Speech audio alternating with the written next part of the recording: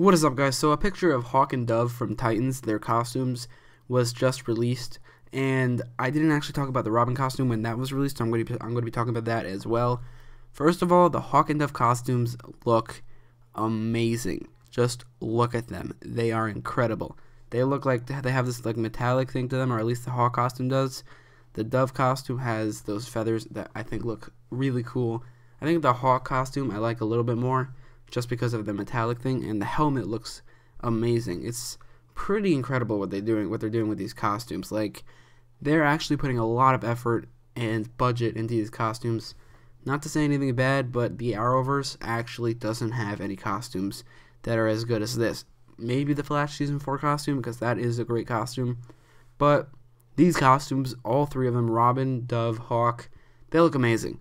They look like a lot of effort was put into them, and the design, there's no leather like the CW does, but the design of these costumes, we obviously can't see all of it. We can see the back of Hawk, the front of Dove, but only like the top of it and the top of Robin, and they all look great. Maybe they positioned it in a way that makes it look better than it actually does in action, which is possible. Like the Black Lightning costume definitely looked better on the poster than it did in action in the trailers, but here on the poster, Hawk and Dove look amazing. Robin looks amazing. Something that kind of baffles me about the Hawk and Dove costumes is that the fact that so much work and effort and budget was put into these costumes, when these characters are actually recurring characters. The main characters are Robin, Starfire, Raven, and Beast Boy. Hawk and Dove are recurring characters, so it's incredible how much effort they put into recurring character costumes. I don't know where they're getting such a big budget from. Like, they obviously, from the look of these costumes, they are first of all really confident in Titans, and also really confident in the DC streaming service that Titans will premiere on, because they are putting a lot of money and effort into Titans, and obviously that's awesome. But I don't know how the DC streaming service will go. So if the DC streaming service is some kind of flop or something, and Titans not a lot of people watch it legally on the DC streaming service, then that will be a little disappointing because of how much effort they are actually putting into this show. Just looking off the costumes, and also that Starfire is going to be fully CGI, they have a huge budget for this show. So hopefully the DC streaming service is successful, so we could have our first big budget DC TV show. None of the other TV shows have a big budget. They actually have pretty small budgets even for a TV show. But maybe Titans could be the first one that has like Game of Thrones level budget and success. That's not going to happen, obviously. I mean, everything's possible, but it's just not going to happen. But maybe it could come close because it's on the DC streaming service, and they could do a lot more there with the budget. They don't have to put a lot of drama in it like the CW, and they don't have to cut up the episodes in a TV show format. They could just tell a story 40 minutes straight for 13 episodes or however many episodes they have, and maybe that could be a huge hit just because how high quality it could be. But anyway, I think these costumes look awesome, all three of them do, and I'm excited for this show. Before the Robin costume was revealed and before Hawk and Dove costumes were revealed, I wasn't that hyped for this show. Like, I was going to watch it, I was planning on watching it, but I wasn't hyped for it.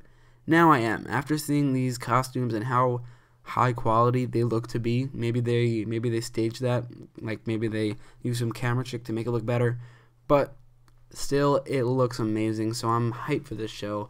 For those of you who don't know, Hawk, aka Hank Hall, is actually being played by Ritchson, who played Aquaman in Smallville. His powers basically are just super strength, like unlimited stamina and durability, just the standard superhero powers. But he and all the other characters actually have a character description, so starting with Hawk, an aggressive, offensive bruiser who fights crime with his partner and girlfriend, Dove. So that's really obviously a simple character description, but what do you expect from a recurring character? Now, I can't really talk about this character description without talking about Dove's character description, which is, by the way, Dove, aka Dawn Granger, is being played by Minka Kelly. So her character description reads, a strategic defensive and lethal vigilante who fights crime with her partner and boyfriend, Hawk. So these two are going to have a sort of dynamic where one of them just wants to run in and brawl and fight, and the other one wants to stay back, be more strategic and defensive, like their character description reads. That's a dynamic you see a lot in media. I can't really think of any examples, but it's definitely something you see a lot, where one of them just wants to run in and fight the bad guys, but then one of them wants to come up with some sort of plan in order to defeat them. It's definitely something you see a lot. Dove's powers are actually a little bit more interesting than Hawk's.